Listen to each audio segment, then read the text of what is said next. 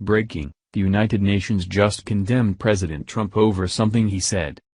A United Nations panel that seeks to end racial discrimination has issued a strong condemnation over President Trump's recent statements.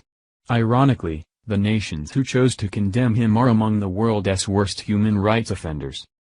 The condemnation was issued by the UN Committee on the Elimination of Racial Discrimination, and while it didn't name President Trump specifically, it did condemn his comments on the Charlottesville attack. It denounced a failure at the highest political level of the United States of America to unequivocally reject and condemn racism and the violence that surrounded the Charlottesville protests. Even though President Trump has repeatedly singled out white supremacists and the KKK for fostering the violence, the UN panel seems upset that he spread the blame around to include the Antifa protesters as well. The New York Times that failing publication has more on what the UN committee has said in a statement they released this morning. In a two-page decision that was dated August 18 but released on Wednesday, the United Nations Committee on the Elimination of Racial Discrimination invoked early action and urgent warning procedures in deploring the violence and urging the United States to investigate.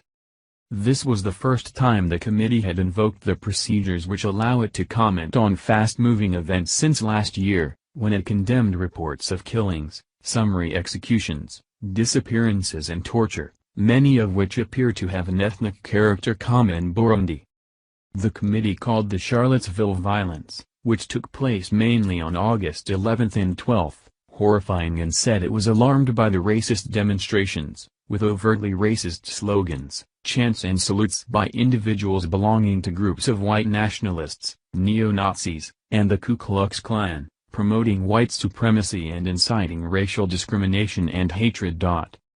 The committee cited two victims by name, Heather D. Heyer, 32, who was killed when a driver plowed a car into a crowd, and DeAndre Harris, 20, who was savagely beaten by white supremacists wielding poles.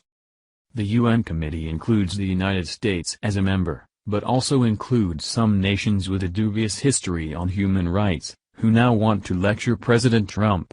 They include Algeria, Russia, Guatemala, terrorist supporter Pakistan, Lebanon, Turkey, Colombia, and China, the world's leader in human rights suppression. President Trump has yet to respond to the United Nations this morning. In the past, Trump has suggested the United States should not carry the burden of supporting the UN, which has criticized both America and Israel far more often than countries like China, Russia, and nations in the Arab world. Thank you for watching this video. What do you think about this? Share this on Facebook and Twitter along with your comments.